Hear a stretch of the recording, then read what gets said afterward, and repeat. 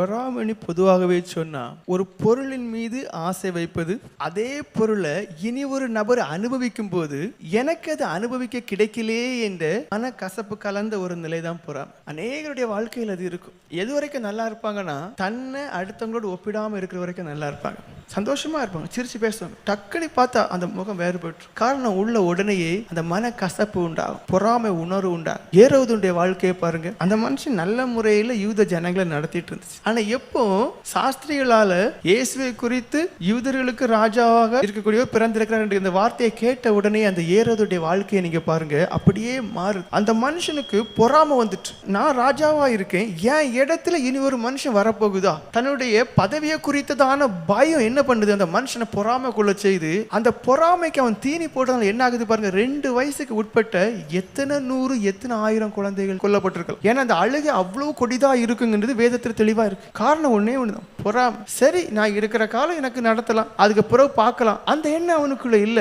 பெரிய கொலைகாரனாகவே அவனை மாற்றுது. பார்வோன் ராஜா எகிப்துல இஸ்ரவேல் ஜனங்கள் இருக்கும்போது அங்க நடந்த சம்பவத்தை நீங்க பாப்பீர்களே, ஆனால் அந்த இஸ்ரவேல் ஜனங்கள் பல்லுகி பெருகிறாங்க. அப்படி பல்லுகி பெருகும் போது அவன் பார்க்கிறான், பொறாமப்படுறான்.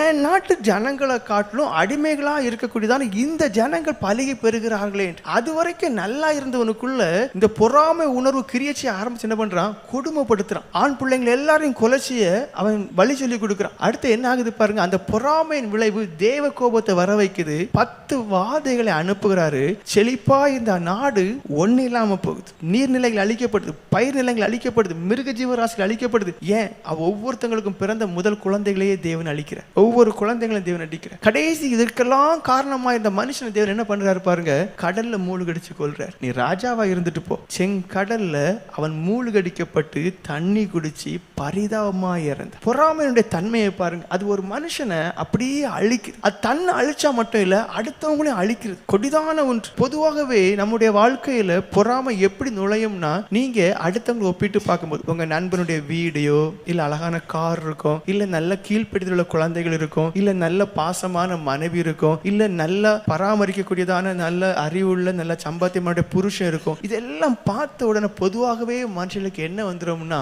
பொறாமை வந்துடும். அதனாலதான் ஆண்டவர் 10 கற்பனை கொடுக்கும்போது ஒரு கற்பனை தெளிவா கொடுத்துட்டார். யாத்திரையாகமம் 20 அதிகாரம் 17 வசனம் வாசிங்க. பிறனுடைய வீட்டை இச்சியாதிருப்பாயாக. பாருங்க, அந்த 10 கற்பனையில ஒரு கற்பனை, நீ பொறாம கொள்ளாத, நீ பேராசப்படாத, நீ இச்சிக்காத, நீ உனட்ட இருக்கத மாத்திரம் விரும்பு. ஒருவேளை அதுல உண்மைதான், நீ அவங்க நினைக்கத்தக்கவர் அவங்க நல்லா தான் இருக்காங்க, இருந்துட்டு போட்டு, ஆனா உனக்கு இருக்கத அனுபவிக்கக்கூடிய மனப்பக்குவத்துக்குள்ள வா. நீ வந்தா மட்டும்தான் நீ தேவபக்தி உள்ள மனுஷி.